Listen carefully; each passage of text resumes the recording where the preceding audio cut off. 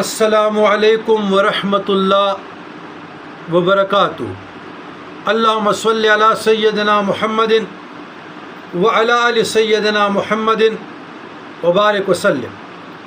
عزیزان گرامی، تیسری ویڈیو آیات حفظ یعنی آیات حفاظت۔ اللہ مجھے معاف فرما دیں، لیکن یہ 16 ہے، یہ 16 آیات حفظ ہے۔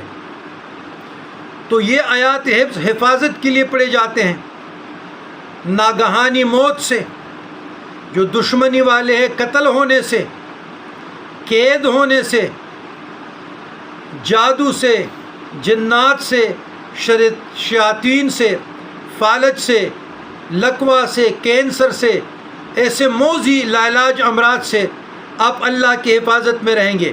نفسیاتی مسائل سے، ڈپریشن سے، انزائٹی